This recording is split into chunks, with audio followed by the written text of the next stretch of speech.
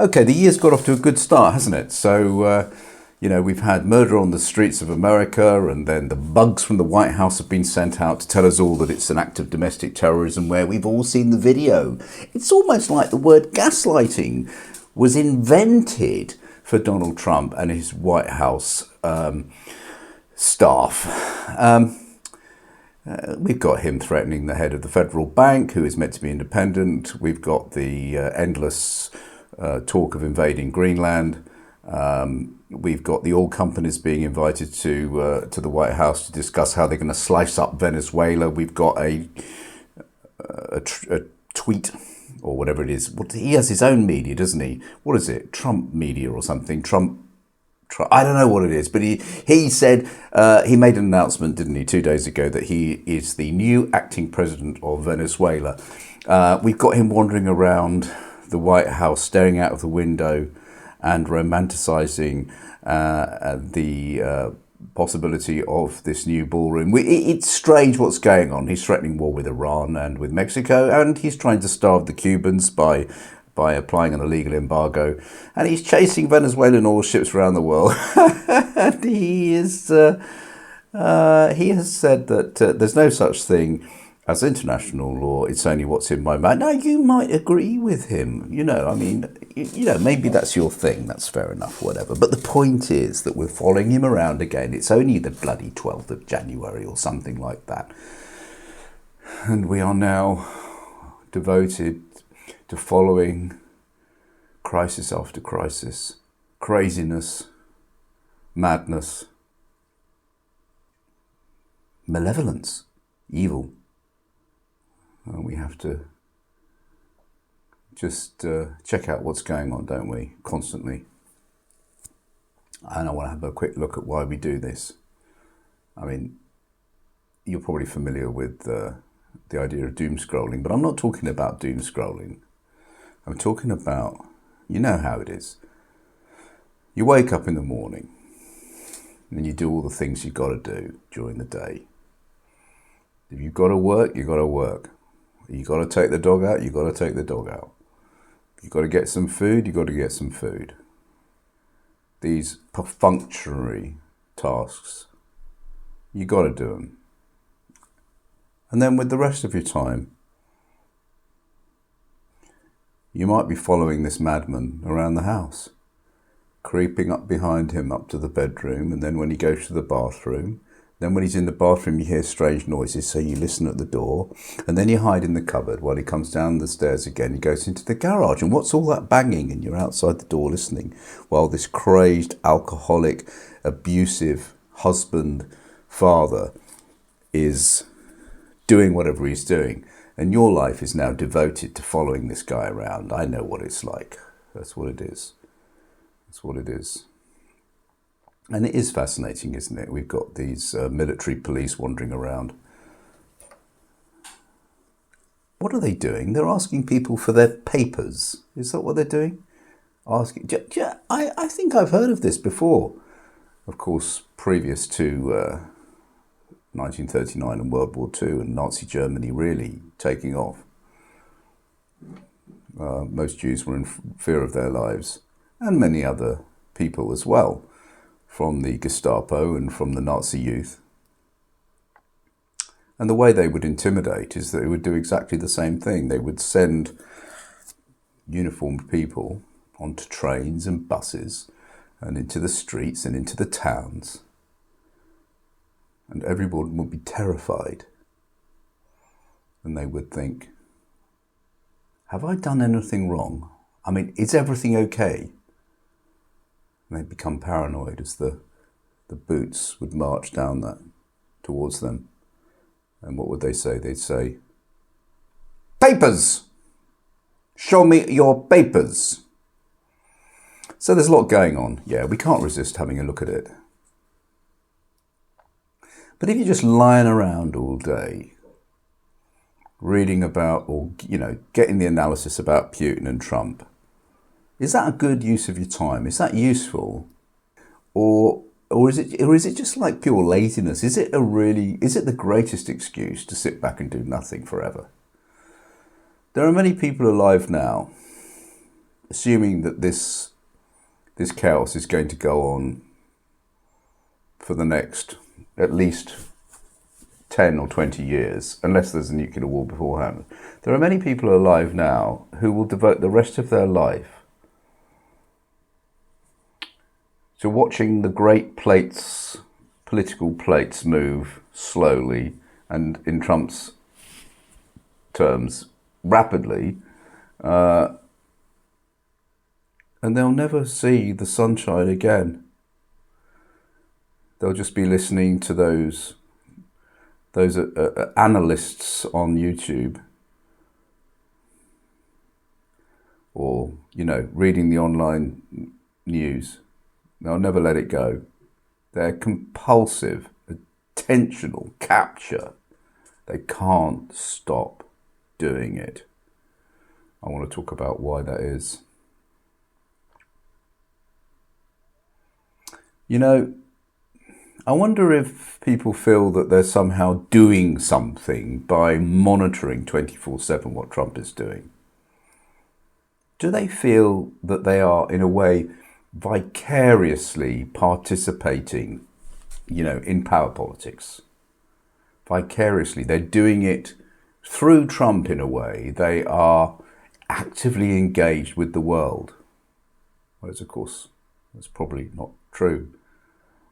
They have substituted their own agency for observation. It's like this is engineered by the White House as part of their kind of strategy. We know that because we know what Bannon said about we just keep throwing shit and, you know, and there is this is a playbook. This is a kind of sort of authoritarian playbook. I mean, it's nothing new. It's surprising, actually, that so many people are kind of so almost soporific, really. We're all psychologically embedded in the spectacle, and the spectacle has been engineered for our entertainment to a great extent. We're fascinated by it. There are four types of thing that we can do in reaction to in reaction to our lives and events. We can either participate in the world in some way, participation, to be engaged in some way. We can work, and that's sort of creating something that's durable, something that, you know, has weight to it, and something that is kind of making tomorrow a better day. We can labour, and that is just mere survival. Or we can just spectate. And that's what most of us are doing, I think. I don't know whether most of us are doing it, but I'm saying that there's a large proportion of people now who have almost decided to devote the rest of their lives to watching a few crazy men alter the post-war, post-enlightenment agreements that we've all had about what it is to be a citizen of the earth. So we're spectators, we're not participants. We have retreated into watching events, just like if we were at a football match. You know, we got up. You get the terrible burgers you get at football matches. They cost about €12 or 12 quid, and they're really poor. And meat is like very low quality. But we eat those burgers, we drink those pints that are €10 each, and we watch it happen. And it's a wonderful place to be. We're totally removed from ourselves, and we're vicariously living through the players. And that's what we're doing. The question is it real? It's got to be laziness, because, you know, laziness is most of our default position, isn't it? Most people who achieve things are not like Duracell batteries that just go on and on and on, but they're people who overcome their inertia somehow. I suppose they've got different ways of doing it. Most of us find it very difficult to overcome our inertia. And so being able to flick through the news, which of course now has been replaced by sort of YouTube analysis shows, it's a very easy option. It's kind of the joy of political impotence. And it's strange because it is self-defeating, because we are politically impotent. We've kind of adopted that role very easily.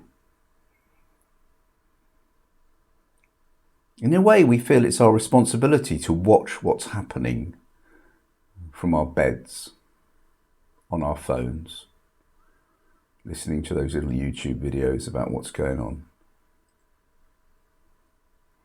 Maybe even watching the news on television, whatever. But you can't resist it, can you? There's this mad cow running around. It's doing crazy things. It's entertainment, it's drama, it's EastEnders. But what's it doing to us? Are we feel happy with ourselves when we're doing this? I don't know. The thing is that, this comes from the ideas of Guy Debord, I think. He's a philosopher, and he talked about the fact that that we've replaced our lived experience with representation. We kind of live through other things. It could be living through the television, it could be living through TV. That's probably what he was, movies.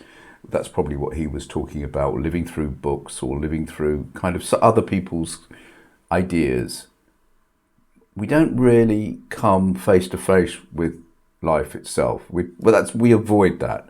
We distract ourselves. This is the work of Peter Zapp, the Norwegian philosopher. The idea that we will do anything except live. We will do anything except act. We're shrinking violets. We're hiding away. We're living in the shadows. That kind of thing. And it's not a criticism, and it's not nothing to do with morality.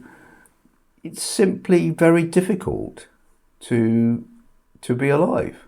And not very many people have the skill and even the desire, to really represent themselves in the world.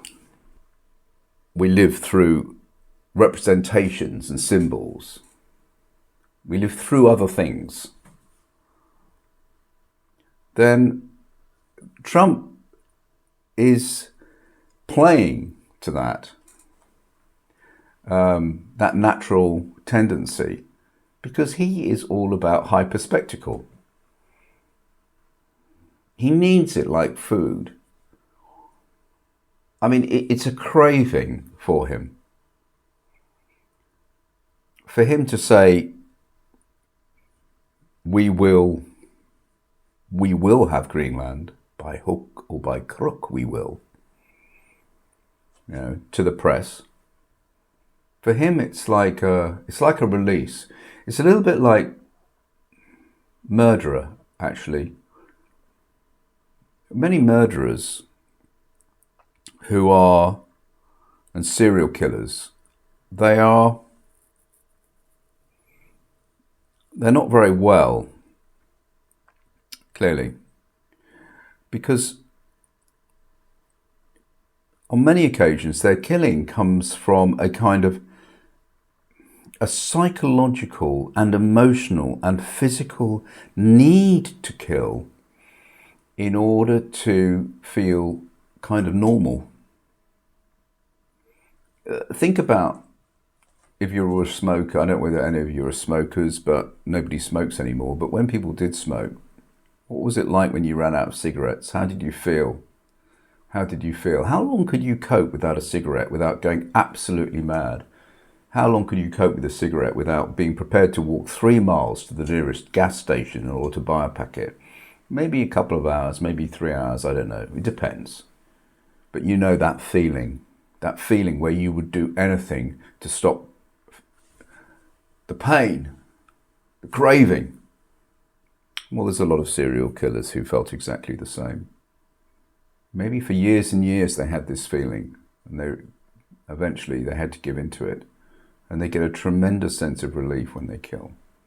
Trump gets a tremendous sense of relief when he is able to form the spectacle for us all. And how does he do it? He does it with constant disruption. And they've actually, they admit that this is part of their playbook. They constantly disrupt. They will disrupt your breakfast tomorrow. They will disrupt your lunch and your dinner.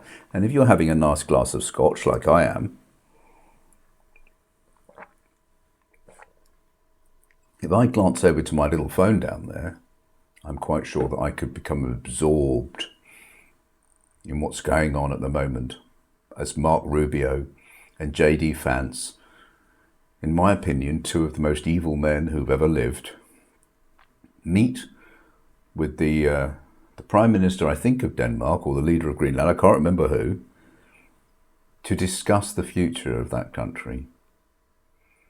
Anybody who knows anything about the reality of Greenland will know already that this is just there's absolutely no reason for them to own Greenland. They already have plenty of opportunity in Greenland to, as a affiliate of a NATO country, in order to have defensive systems there, whatever. It's all just to do with disruption and continuous outrage. Nothing ever gets resolved. Have you noticed?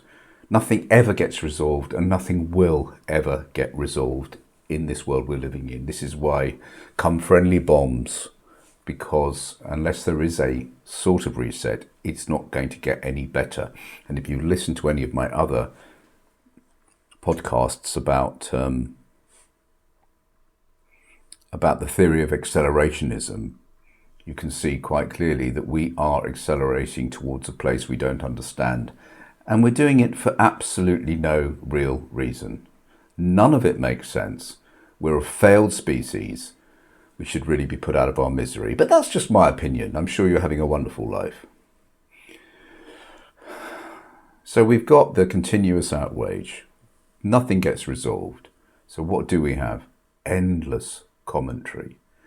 Endless commentary, opinions, analysis, 24/7 from 10,000 different sources.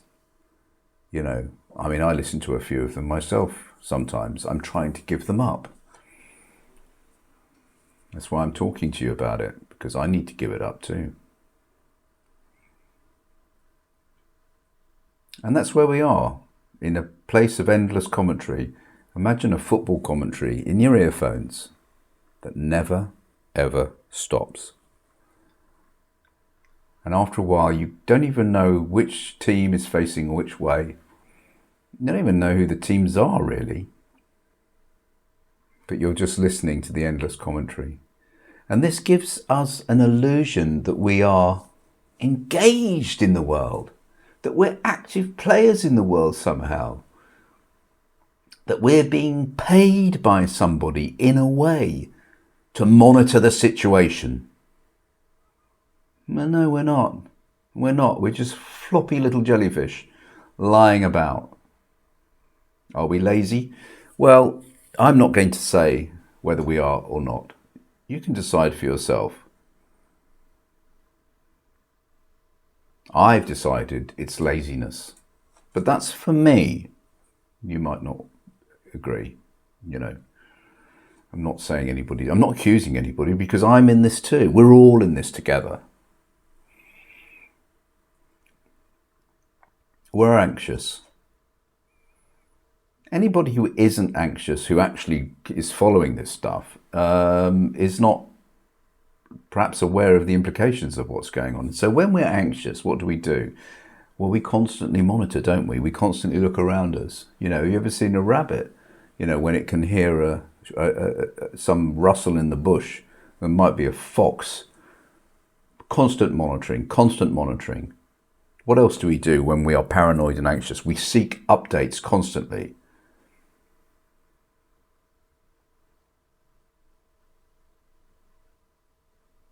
Have you noticed in the newspapers that where they used to have stories, they now have live feeds? So where there used to be a news story that just said, this has happened or this is happening, and then tomorrow you'll kind of come back for the summary, now it's a live feed. Updates every minute, sometimes 2 a minute. And that's how you read even the basic newspaper now, like The Guardian or The Washington Post or The New York Times or whichever newspaper you read. Live updates. We demand it. We want it. We need constant updates. It's so ridiculous. And so we're constantly vigilant. But we're vigilant without any control whatsoever. It's very weird. It's very weird. Because in the animal kingdom, you can be vigilant and you can monitor and you can seek updates on where the fox is. But you can you have some control. You can run away, you can move or action, or you can fucking take the fight on. We don't have any control. We're fixated. Some people call it Trump derangement syndrome, but that's a kind of derogatory term for people who think Trump's a crazy guy and are obsessed with him.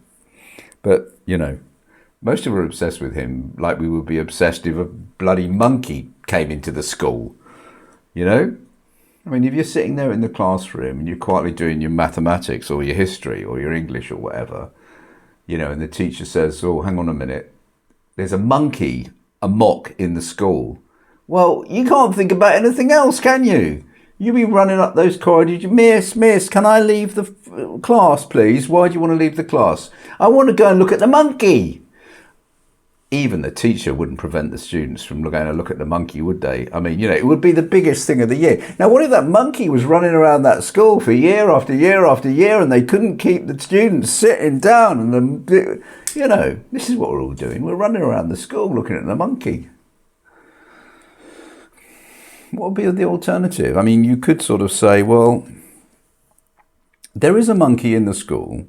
Eventually the monkey will die or fuck off.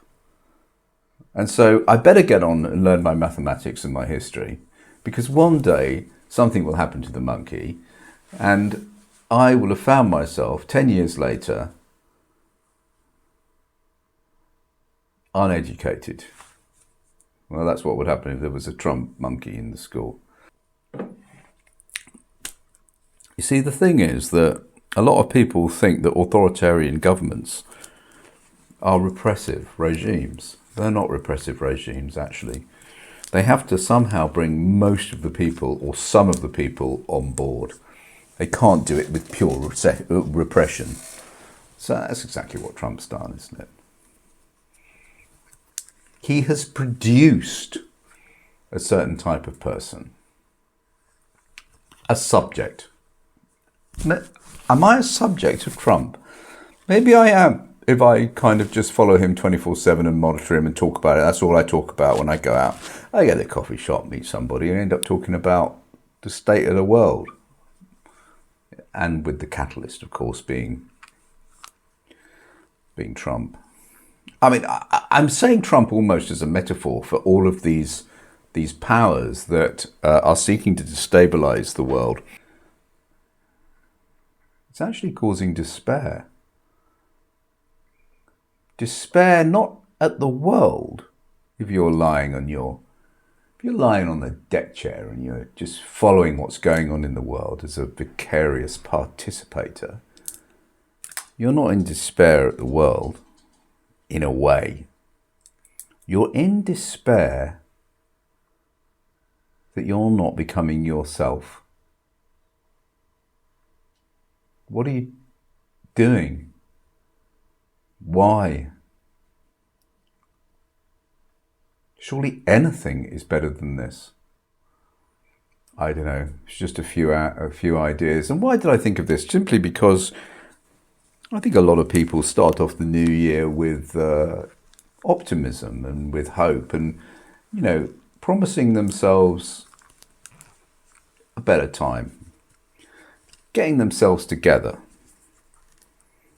finding a way through the darkness, trying to see the world in a different light. And the distraction, of course, that Trump has caused already in these first 2 weeks of January have meant that we're all back where we were last year and for the last 5, 6, 7 years. We're back to following him and his whims. Is it worth it? That's up to you. If you enjoy it, fantastic. If you feel shame, I understand. Good luck.